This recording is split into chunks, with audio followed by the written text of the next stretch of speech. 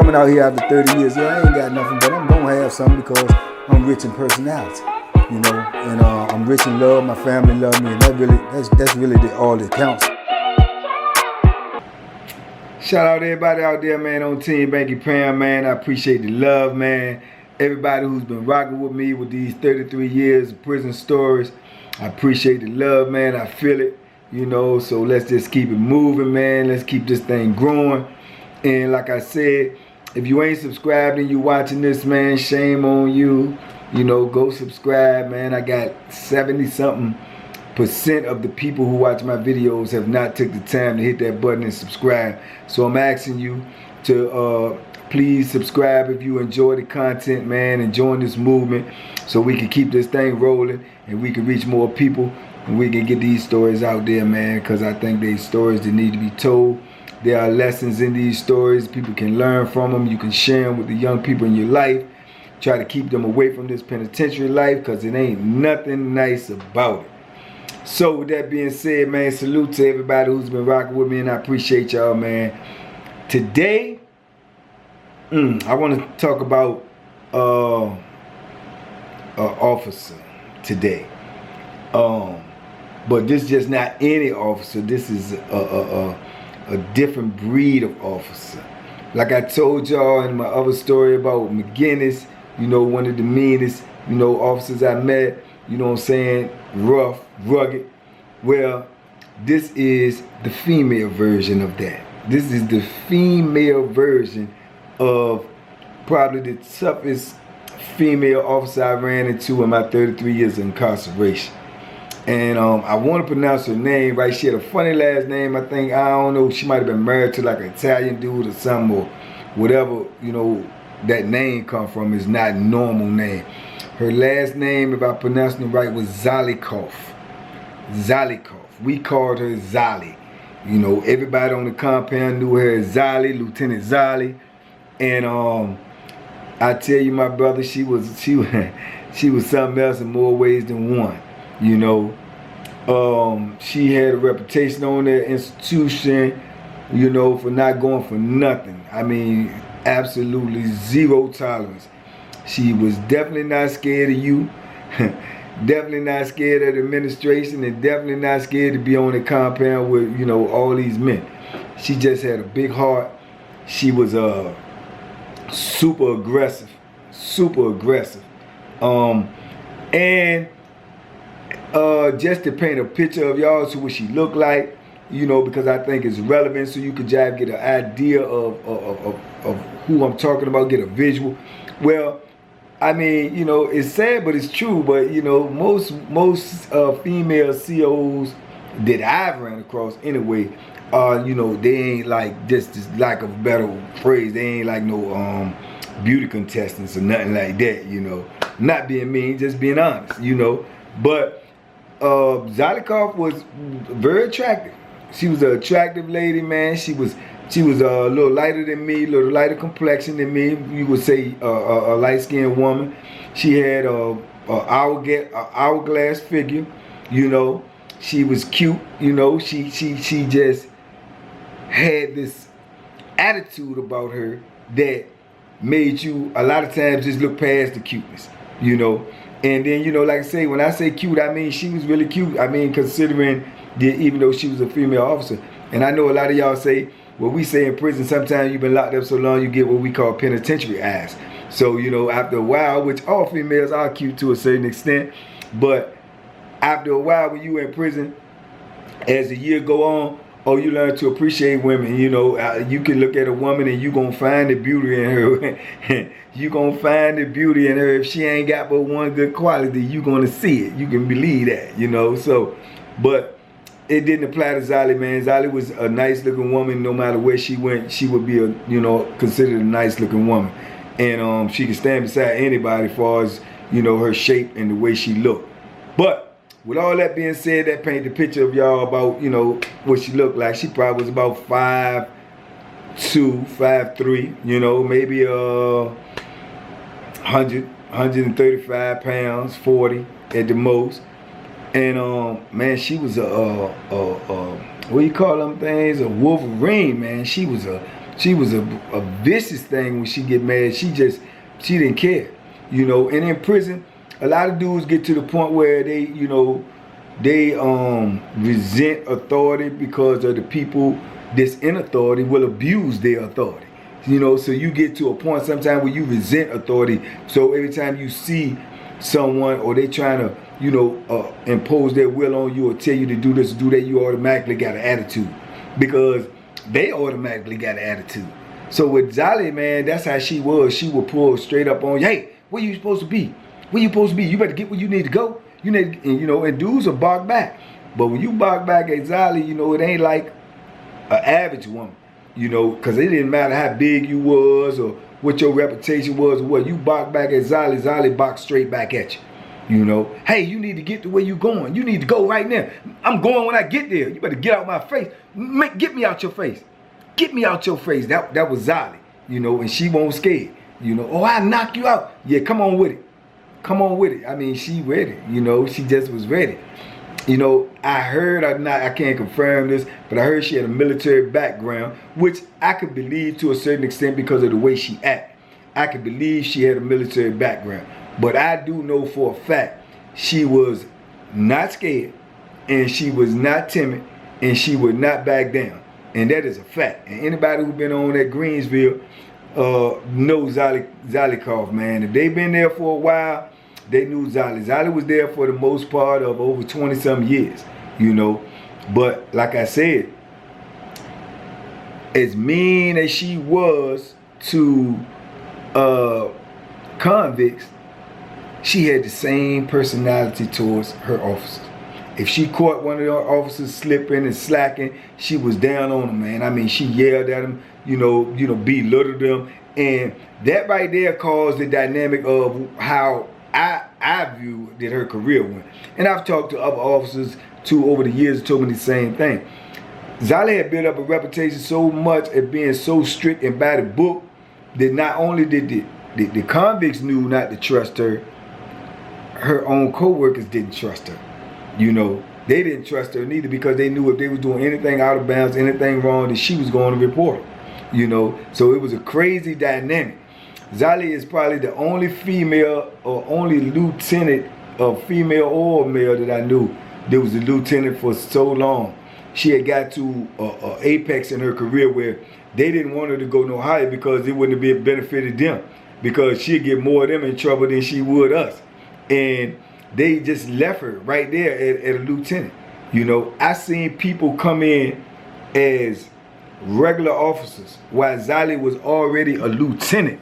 And years and years and years go by, that person moves up from an officer to a sergeant to a lieutenant to a captain to a major, and even wardens have come after Zolly and went right on past her.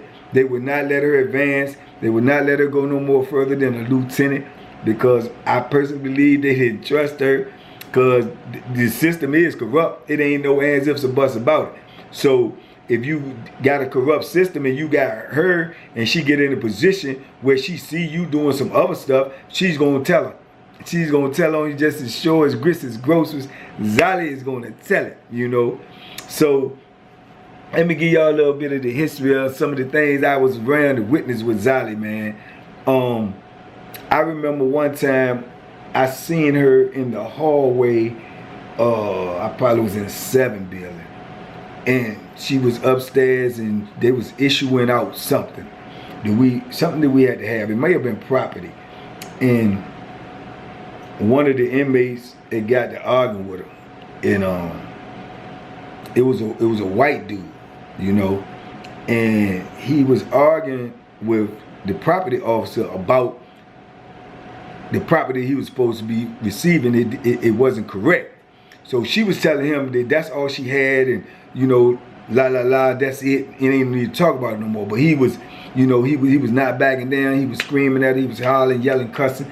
And by her being the building lieutenant, she comes over there. So when she comes over there, she pulls straight up on him and asks him, did he have a problem? He continued to be belligerent and loud with her as well. And she got right up in his face and told him, turn around, put the handcuffs on, you know. And he was like, I ain't doing I ain't doing nothing. You know, I ain't, you know. So Zolly was like, look, you gonna put the handcuffs on. He said, you don't get out of my face, I'll knock you out. Zolly said, try it.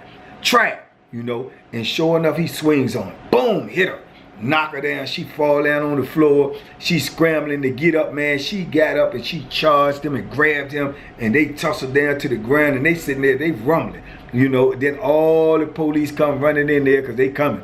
You know, especially when you hit an officer, let alone when you hit a female officer. So they all come running in there. They come charging in there, man. They jump on them, man. They whoop them, beat them up, get them up out there. Zolly get her punches and stuff all in too while they got them all grabbed up and stuff. But she just had that type of heart. She had that type of lion heart, man. She won't scared, she won't running, and she would go for it. You know what I'm saying? So that's just one of the many incidents I seen her get into as far as physical altercations. I seen her get in countless of verbal altercations that I can't even count. You know, she can hold her own with anybody, no matter who it is. You know, dudes in prison, like I say, man, they got some of the most vicious mouths, man, that you gonna ever run across on the planet. And she just hold it with them. They may say this, that, and the third to her. MFU, you ain't that. She'll say, yeah, whatever. You know, you ain't this, that, or nothing either. Or your mama ain't this. Or your mama ain't that. That was one of their favorite lines in there, man, which was a dangerous line. But a lot of them use that when they feel like you getting out on them, they start talking about your mom. You know, so Zolly though, man, she ran her shift, her building with an iron fist. I can remember one time I was in segregation, and the segregation that I was in, they had made Zolly the lieutenant of the segregation building. So she's back there in segregation. So on segregation, you know, you locked up. You know, you don't come out nothing but just to take a shower, and that's gonna be for 15 minutes, and they're gonna handcuff you and shackle you to take you to the shower. Then when you get inside the shower, it has a little opening too where they could take the handcuffs off you, shackles up off you, and you take your shower 15 minutes, they come back and get you. But when you're in segregation, you know, you go to rec too, but you might go to recreation maybe once a week for an hour, right? So when you got to go to recreation, they got to come to your cell and they got to strip search you before they can put your clothes back on in their presence, put the handcuffs on you, then take you out. Handcuffs and shackles take you out for rec and bring you back. Same thing applies when you got to get in the shower. When you go to get in the shower, they take you to the shower, but when you get in the shower, you don't have anything in segregation. They got to give you underclothes as well, a new set of clean underclothes. So you have to take all of your clothes off, give them to the officer to get more t-shirts, socks, and underwear. So you basically knew. So they had passed a law or passed some type of law in prison back when I was on there during this time, that they were saying that all the officers, the correctional officers was equal. So they had to do equal job for equal pay. So everything that male officers was doing, they was telling the females that they need to do it as well. So that includes strip searching us, which wasn't even really, you know, that was never happening while I was in prison. But during this time, it was going down, and a lot of officers weren't feeling it. But Zolly was the lieutenant. I can remember Zolly telling the female ladies when I was back, look, you need to get on up in there and strip search him before he go outside. Get all his stuff, take everything off, make him, you know, squat call, all of that. You know, don't act like you ain't never seen one of them things before. You done seen one of them before. You need to get on up in there and take care of that, or either go on to another shift or go ahead on and clock out. You know, that's how she was. She had no nonsense, no mercy. You know, so Zolly made them women on her shift strip search men and take them men in that shower and get their clothes and stuff. So, you know, just being in prison, you know, men love that. You know, they had a ball with that. I don't think it lasted too long. They changed it again because, like I say, they was getting so many females that was quitting, or so many females that wasn't with it, that it was just causing so much chaos that they ended up changing. But I just remember that one point when I was back there and Zolly was in control. Zolly ain't had no problem with it. Zolly strip search herself. She won't trip. She won't tripping at all. She like, you ain't got nothing I ain't seen. You ain't got nothing that's impressing me. You know, and whatever you got is locked up, so I don't need it and I can't have it. So you put your clothes on. You know, that's how she was. No nonsense. She just ain't care. You know, she, you know, like I say, probably in different circumstances, she probably was a cool woman. But when you on that other side of her, like being a convict or inmate or something, oh nah, man, Zolly was the enemy. Zolly was the mortal enemy. You hear me? So yeah, man. But it's just the stories about her is crazy. The officers, like I say too, they didn't really trust her, man. I don't think they really rock with her like that. I can remember one time too. This incident was one of the major incidents about her that the whole compound knew. If people was there during this time, they probably remember this incident. But she went back there one day to get some dude out of segregation. And when you go get somebody out of segregation, she had to, you know, take them wherever they had to be. So when you go get somebody out of segregation, you go to their cell, say you get the tray slot open, you handcuff them, open the door, take them where they need to go. You hold them by the arm, take them where they need to go. So she goes back there to get a dude. And while she's back there to get a dude, the dude is getting dressed. So she's standing at the door on the tier waiting for the dude to get dressed. While she's waiting for the dude to get dressed, I think the dude next door, he might have been messing with her, you know, flashing her. We call that gunning in penitentiary. So she starts screaming on him, trying to embarrass him, you know, talking about, you ain't doing that, what you doing it for, your little nasty self, da da da da, and talking stuff to him.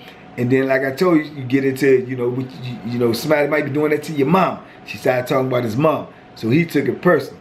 So now it went from that to them just, you know, talking to each other, just cussing each other out, screaming, and he telling her what he'll do to her. He'll whoop her, he'll beat her, you know what I'm saying? She's like, you ain't gonna do nothing. You ain't gonna do nothing to me. You gonna sit right there where you at. You ain't gonna do this, you ain't gonna do that. So they going back and forth, but he done got, you know, blood mad. He mad as on or what. So he kicking on the door, banging on the door. She said, that ain't gonna get you nothing. I ain't nobody worried about you, this, that, and the third. Now, mind you, the door that she's at, waiting for the dude is right beside the door of the dude that she's arguing with. So she just slid over more so arguing with him while she waiting for this dude to get dressed. Now, this is where the controversy come in, because a lot of people say, did they think that CO did this on purpose? Some people say it was just a genuine mistake. But what happened was when the dude got dressed and he ready to go, now Zolly done raised her hand as is to open the door. And the dude in the booth opened the door that she was arguing with. Opened that guy's door opposed to the door that she was supposed to open where the dude had the handcuffs on that was ready to go. And this dude that she has been arguing with came out of his cell in segregation now without any handcuffs on. So he pulled straight up to Zolly. What you say now? What you said about my mama? What you say? And punched Zolly in the face. Zolly falls down. He jumps on top of Zolly and starts punching and beating her like a man. And while she's trying to fight him off, I think he put his hand around her face, and somehow she managed to get one of them fingers in her mouth. And I know she bit the tip of one of his fingers off. I don't know what finger it was, but she bit the tip of one of his fingers off. The officers end up getting in there. They come in there, you know, like I say, something like that, go down, they come in to get you. They run up in there, they jump on them, you know, 10, 15, 20 deep, you know, beat them down, you know, beat them viciously, because that's what they gonna do. You know, when you make a move like that, you got to know the consequences. That's part of the game. You're going to have to be able to take that whooping too. But he beat Zolly up pretty good, man. They had to take Zolly to the hospital. You know, she had to get a couple of stitches, you know, do this, that, and the third to her. She was messed up. She was gone, I remember, for a couple of months. But when she came back, trust me and believe me, she ain't miss a beat.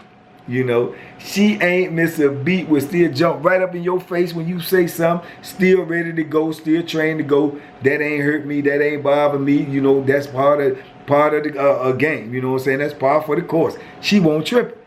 You know, that's how tough this woman was, man. She was a tough cookie, and she just, like I say, and I done met all types of women doing this bit, man. All types, man. Some that thought they was tough who really wasn't. Some that ran their mouth, weren't gonna do nothing. Some that, you know, just cross you up, lie on you, do all of that. But Zolly, man, you had your work cut out messing with her. I mean, you had your work cut out messing with her. She was not playing no games, man. She was about that business, man. And she always talking stuff. Always talking stuff. And she ain't letting nothing go by her. Nothing. She see it, she gonna tell it. You know, but that was understood. So you need to know this when you dealing with her. That you dealing with a straight, we call that a straight police. She a straight police. Ain't no I'm gonna give you no break. Ain't no, okay, I'm gonna let you go this time. If she catch you in the wrong, she got you. So you might as well get ready for the consequences. She got you, you know. Now, it came an incident one time, you know, I hadn't left the compound. I was on there actually 3 times. But I left one time and I was gone for some years. And I come back. She's still a lieutenant, you know. She's still a lieutenant, and she's still wreaking havoc, and she's still out there every morning on that boulevard, you know, directing traffic, telling people where to go, where they better get there, or you going to jail, locking people up. That's how she was going. So when I get back this time, I think it's like I want to say 2000.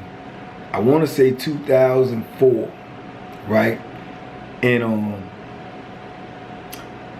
it's a lot going on, man, on the compound. There's a whole lot going on that compound.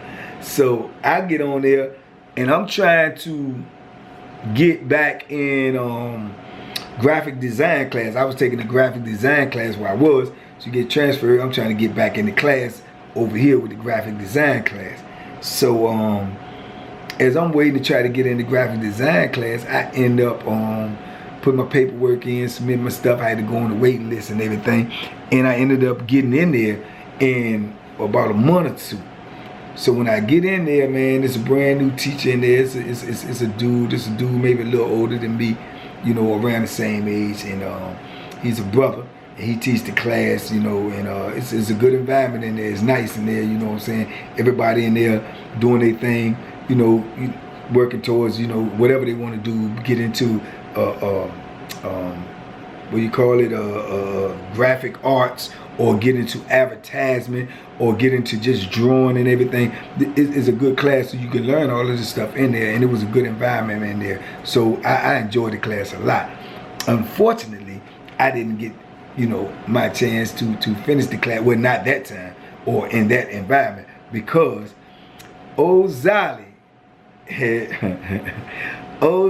then ended up shutting the entire compound down.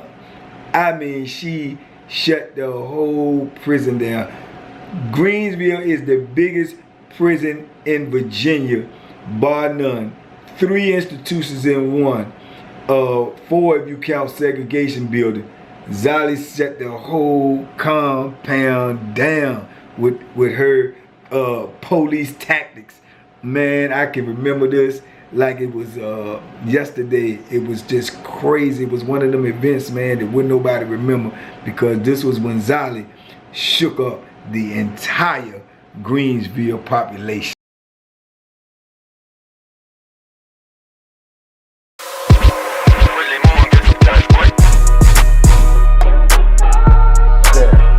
The bacon special. Yeah. Pure deliciousness. Pure deliciousness, man.